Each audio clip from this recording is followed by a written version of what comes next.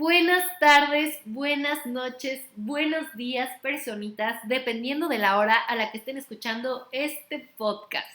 Sean todas y todos bienvenidos a Sin Culpas, el podcast en español donde nos encargamos de desmitificar a la cultura de la dieta basándonos en evidencia científica, con el objetivo de generar un juicio crítico para contrarrestar todas estas creencias limitantes que nos trata de imponer la cultura de la dieta, pero también con el objetivo de prevenir trastornos de la conducta alimentaria. Yo soy Dani Roldán, su anfitriona, y soy la más feliz de darles la bienvenida nuevamente a este espacio de escucha, o si nos estás viendo por YouTube, este espacio de interacción unos con otros. No saben el gusto que me da tenerlos aquí. Si me estás viendo en YouTube o simplemente me escuchas, te quiero decir que estoy tapada de pies a cabeza porque tengo mucho frío. Para los que no sepan, he estado compartiendo en mis redes sociales que recientemente me mudé de ciudad y acaba de entrar un frente frío. Entonces traigo de que mi gorrito, mi cuellito aquí con peluchito. Y entonces estamos disfrutando de grabar este podcast con el frío. Pero eso no nos detiene porque ya sabemos que Sin Culpas es un espacio que a mí me encanta y espero que a ustedes también les encante. Así que como siempre los invito, si están en YouTube, a picarle suscribirse, poner la campanita para que les avise cada vez que subimos nuevo video, que le pongan una manita arriba, que nos dejen comentarios. Y pues si nos escuchan ya sea en las plataformas de audio como Spotify, Google Podcast o Apple Podcast, pues también nos califiquen en Apple Podcast, nos dejen algún comentario para que este medio pueda seguir compartiendo a muchos lados esta información tan valiosa. De verdad, gracias por su apoyo y Caro Media y yo estamos sumamente agradecidos porque vamos creciendo de forma orgánica y muy bonita. Así que muchas gracias, síganos compartiendo para que crezcamos como comunidades sin culpas. Y pues el día de hoy quiero platicar con ustedes un poquito sobre parte de mi recuperación del trastorno de la conducta alimentaria, pero también porque estos tips que les quiero regalar hoy creo que aplican para cualquier persona que ha visto que su relación con la comida y con el cuerpo se dificulta cuando vienen emociones abrumadoras. Si no han escuchado el capítulo donde hablamos de inteligencia y higiene emocional con Stani, los invito a que la escuchen. Es uno de los capítulos anteriores donde hablamos sobre las emociones y entender cómo estas actúan en nosotros. Muchas veces las consecuencias fisiológicas que tienen emociones abrumadoras, cuando no se tiene un trastorno en la conducta alimentaria, es desconexión con nuestras señales de hambre y saciedad. Y cuando tenemos un trastorno en la conducta alimentaria, se refuerzan como estas conductas restrictivas o purgativas o de atracones cuando tenemos emociones abrumadoras. De hecho, hace poquito tuve consulta de nutrición, yo siendo paciente, con mi nutrióloga Tania, que saben que muchas veces la he mencionado aquí en este podcast, y ella me comentaba que es importante ver al trastorno con compasión. Probablemente ahorita ustedes se despeinen cuando les digo esto y ustedes, ¿cómo que ver el trastorno con compasión? Pero ella me decía que, pues, por ejemplo, cuando sucede una situación en donde yo me siento expuesta, vulnerable, con emociones que pueden ser más incómodas, más abrumadoras para mi estructura, etcétera, pues el trastorno se manifiesta no tal cual como la enfermedad, pero pues con ciertas conductas, ciertos pensamientos, cierta distorsión, porque es como una forma de decir algo está fuera de nuestro control. Y parece que en mi caso la anorexia era como una forma de agarrar las cosas, es decir, como no tengo control de nada más que de mi alimentación. Entonces como que como inconscientemente yo vivía las conductas restrictivas como un medio de control. Entonces es una cosa un poco difícil de explicar, pero como que eso me permitió entender que, claro, o sea, yo porque tengo un trastorno, pero claramente, bueno, estoy ya recuperada de un trastorno, pero estas como cuestiones emocionales que a personas que no tienen trastornos también les afecta de la conducta alimentaria, pues quise pensar qué me ha ayudado a mí a poder sobrellevar estos momentos donde la emoción me sobrepasa y quiero volver a controlar mi alimentación, O a las personas, ¿qué pasa cuando me ha tocado pacientes en consulta, les Guildmore Lovers que he tenido la oportunidad de acompañar, que me comentan que pasan por periodos de pérdida, sobre todo ahorita después de la pandemia del COVID-19, de dificultad, y pues me doy cuenta que justo como que la emoción desconecta las señales de hambre y saciedad. Entonces, aquí quiero compartirles cómo ayudarnos a poder evitar esta sensación de pérdida de apetito, de querer controlar la alimentación de una manera compasiva y amorosa, sin culpas, como se llama el podcast. Entonces te invito a que te sientes, que tomes tu chocolatito caliente o si estás en un lugar donde hace calor, la bebida de tu preferencia, para disfrutar de esta conversación juntos. Entonces, insisto, les quiero regalar unos tips para que en estos momentos de emociones abrumadoras podamos seguir teniendo una relación gentil y amorosa con nuestra alimentación y nuestro cuerpo. Entonces, para empezar, les quiero compartir este tip de hacer tu comida un ritual. También uno de los capítulos que tuvimos con anterioridad fue el capítulo con Ale, donde hablamos sobre la cultura, la comida, cómo la comida manifiesta o representa nuestro pasado histórico, nuestras costumbres, nuestras tradiciones. Entonces, el ser humano, al ser un ser simbólico, utiliza la comida como forma de representación.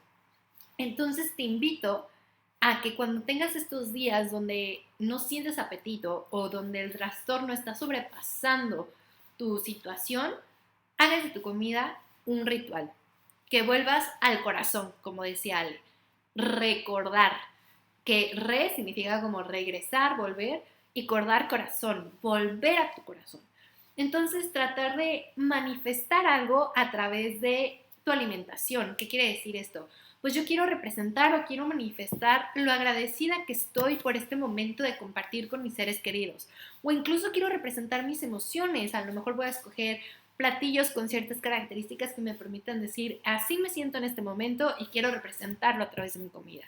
Que hagamos de la comida un espacio de representar y de expresar cómo nos sentimos, de volver a nuestro corazón.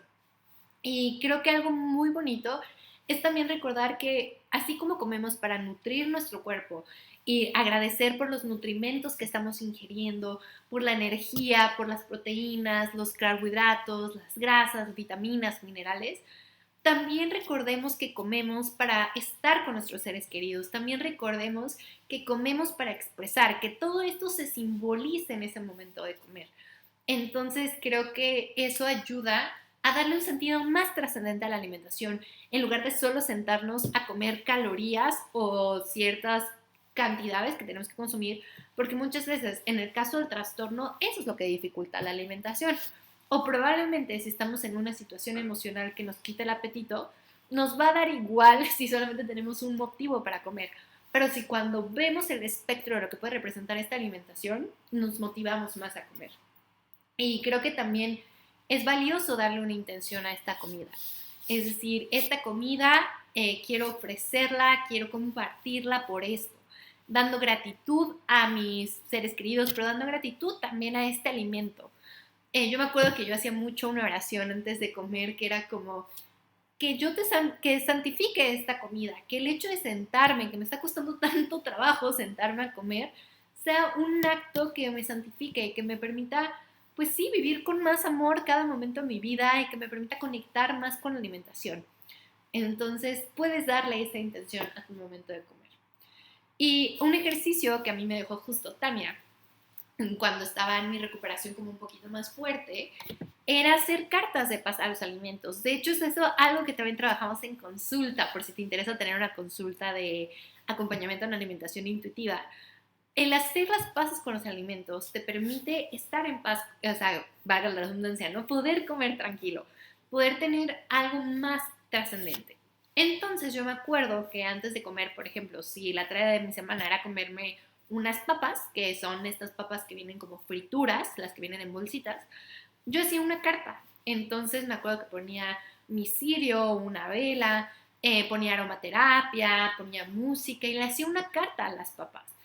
Sonará muy raro, pero genuinamente les ponía como lo que les tenía miedo, lo que les agradecía, cómo me sentía con ellas y por qué quería hacer las paces.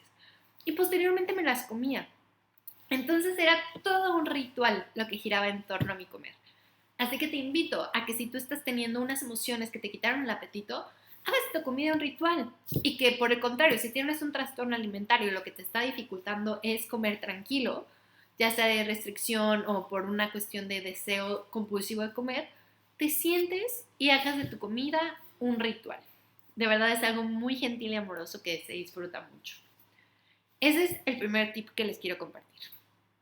El segundo, que creo que es sumamente funcional, sobre todo cuando tenemos crisis de ansiedad o que generalmente el alimento con el que nos estamos enfrentando en caso de una recuperación es que nos saca demasiado de nuestra zona de confort, es crear un ambiente seguro.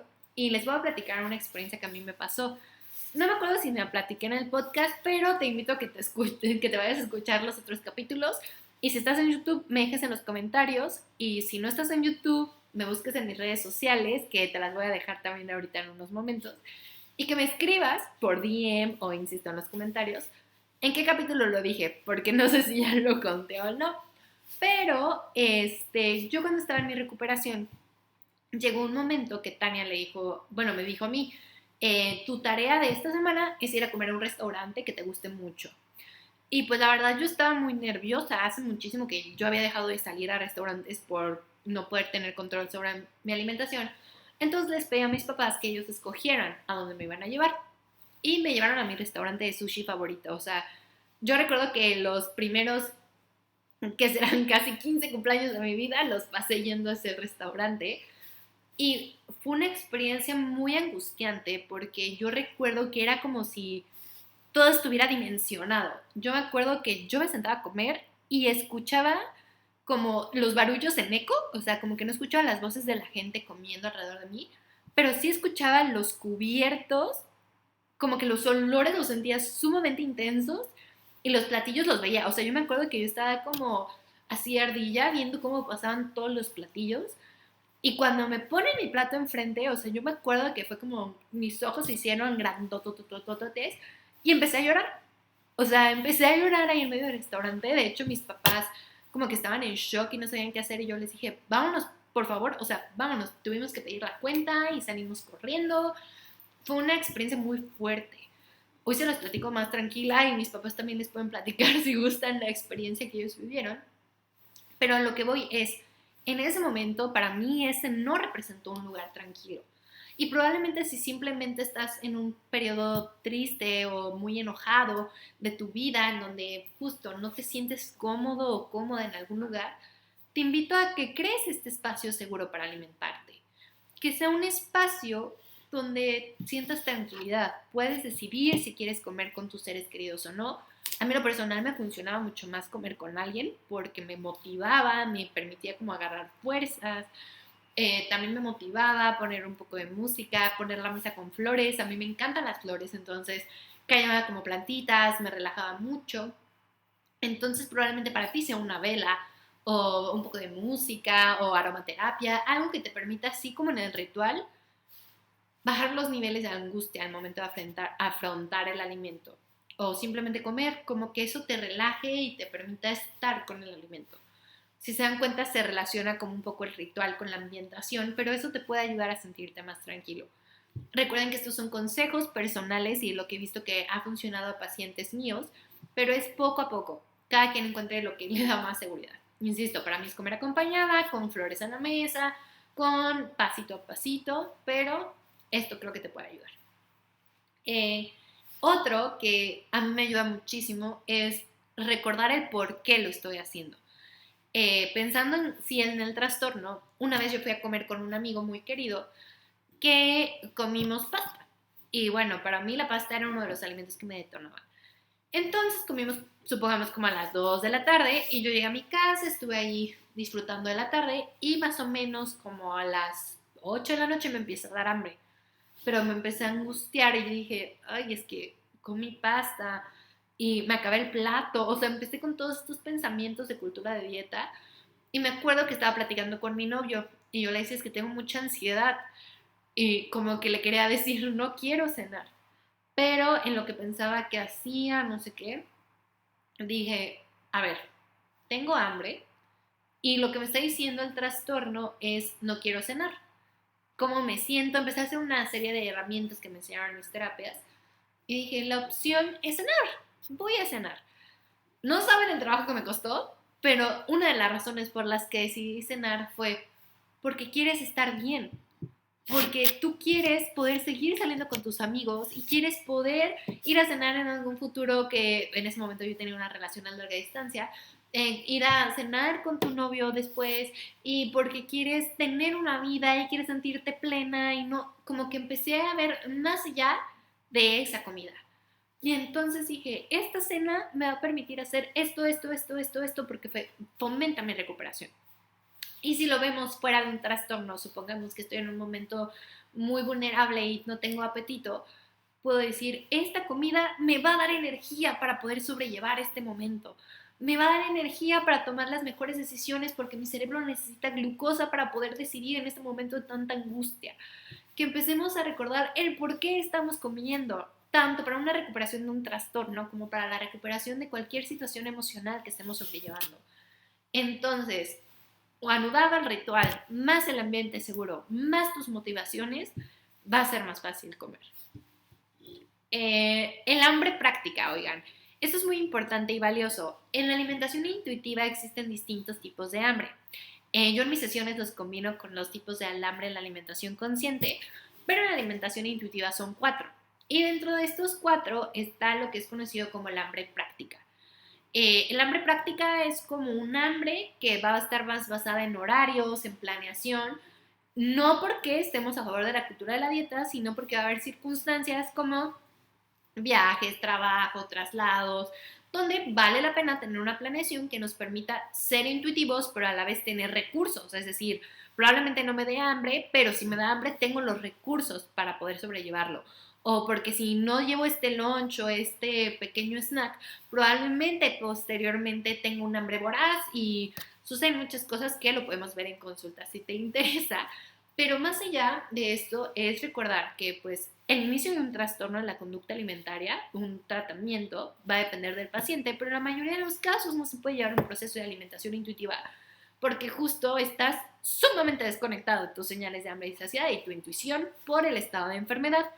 Y como empezamos el podcast, muchas veces tu estado emocional, tu estado anémico va a hacer que no estés conectado con tus señales de hambre y saciedad, que probablemente estés en un estado muy fuerte emocionalmente donde estás desconectado de todo. Entonces, ¿qué funciona? Llevar horarios. Llevar una estructura de alimentación que te permita seguirte alimentando, porque pues muchas veces se nos olvida comer, no tenemos hambre, genuinamente no se nos apetece nada. Entonces, el seguir horarios, el tener alarmas, el tener estas herramientas, te permite seguirte alimentando, que lo vamos añadiendo a todo lo demás. Insisto, yo me acuerdo que cuando empecé mi recuperación, yo de verdad sentía que estaba en modo avión y que comía porque tenía que comer, no porque yo quisiera, no porque estaba motivada. Obviamente fue una etapa del proceso, pero estos horarios de hambre práctica en su momento me ayudaron a poder avanzar a una alimentación consciente, a una alimentación intuitiva. Entonces, insisto, yo creo que es individual, pero horarios ayuda mucho. De hecho, por ejemplo, les comparto que en consultas lo que hacemos es, dependiendo de la historia de la persona, proponemos una estructura de horarios. No es un menú, no se le dan porciones, pero sí es como, mira, ¿por qué no empezamos a trabajar estos horarios, a empezar a trabajar esta estructura para definir tu alimentación como tú me estás describiendo que te gustaría hacerlo, para que empecemos a agarrar la onda? Y así se va haciendo también en este proceso. Es muy importante entender que la hambre práctica está para ayudarnos, no para delimitarnos ni ser reglas. En este caso es lo más funcional. Entonces recordamos, hacer un ritual, crear un ambiente seguro, recordar por qué comemos y un hambre práctica. Y por último, esto para mí en sí no tiene nada que ver con la alimentación per se, pero sí con la cuestión de la gestión emocional, que al final del día también es un principio de la alimentación intuitiva. Y en una de mis terapias grupales, me acuerdo que la psicóloga dijo, la emoción dura aproximadamente 20 minutos. ¿Qué quiere decir esto? Si yo me enojé con Sutanita, el enojo que yo voy a sentir va a durar 20 minutos aproximadamente. Puede ser un poco más, puede ser un poco menos. Pasado ese tiempo, ya no es una emoción fisiológica, como lo veíamos en el capítulo de Annie. Simplemente es el sentimiento, es el recuerdo, es el proceso de la emoción, es como el procesamiento. Pero la emoción ya desapareció. Entonces este estado fisiológico de angustia, de enojo, de furia, de que siento que estoy hirviendo, ya se disipó. Y esto para mí fue muy poderoso porque es el malestar que sientes es momentáneo, se va a acabar, va a pasar. Entonces recordar esto también pasará, esta situación que me está abrumando tanto, este dolor que estoy sintiendo al inicio de la recuperación, esta situación que me tiene tan preocupada o preocupado, pasará. Por lo que yo tengo que seguirme alimentando. Entonces es unir todo y recordar que justo es un proceso y que vamos a estar bien. Y bien no en un estado utópico, idealista, de homeostasis donde nada me perturba, no. Pero lo voy a poder sobrellevar. Entonces, para mí, estos 5 consejos que les puedo dar, que me han ayudado personalmente y que he visto que les ayudan a mis pacientes en consulta, se los quiero dar hoy para que justo recordemos por qué vale la pena comer y que somos merecedores de alimentos siempre, que tenemos ese permiso incondicional de comer, que no está limitado a si, como veíamos en capítulos anteriores, hacemos ejercicio o no, que no está limitado a nuestro tipo de cuerpo, nada. Somos dignos de comer. Y muchas veces la emoción nos va a desconectar, pero en nuestra proactividad podemos recordar este valor. Entonces, aunque este capítulo sea un poco más corto que los anteriores, lo hago con muchísimo amor para ustedes y de verdad deseando que impacte para su bienestar. Recuerden que esto a veces no lo decimos en todos los capítulos, pero espero que esté implícito. Jamás este tipo de podcast sustituyen una consulta individual de psicología o de nutrición, pero sí es importante que sepas que eres digno de comer siempre y que puedes hacerlo. Va a haber días que va a costar más trabajo, lo sé, pero es posible. Y si llegaste hasta aquí te lo agradezco. Si me quieres poner, si conté la historia del restaurante de comida japonesa anteriormente, te dejo mis redes sociales, que son @lgmorelove_ te lo repito, es @lgmorelove_ que es Les Guilds More Love. Así nos encuentras en TikTok y en Instagram. Y en Facebook estamos literal como Les Guilds More Love, que es LESSGUILT More Love. Así nos vas a encontrar. Y pues les agradecemos muchísimo. Recuerden, comentario, manita arriba, califiquen el podcast, compártanlo porque a ustedes no les cuesta nada y eso a nosotros nos ayuda muchísimo. Sobre todo a crecer como comunidad. Para que más gente recuerde que podemos volver a disfrutar la comida. Podemos volver a conectar con nuestro deseo de comer y de una manera compasiva y gentil. Entonces, si necesitas acompañamiento, sabes que estoy aquí también para escucharte y ser parte de. Y me da muchísimo gusto poder seguir compartiendo contigo estos espacios.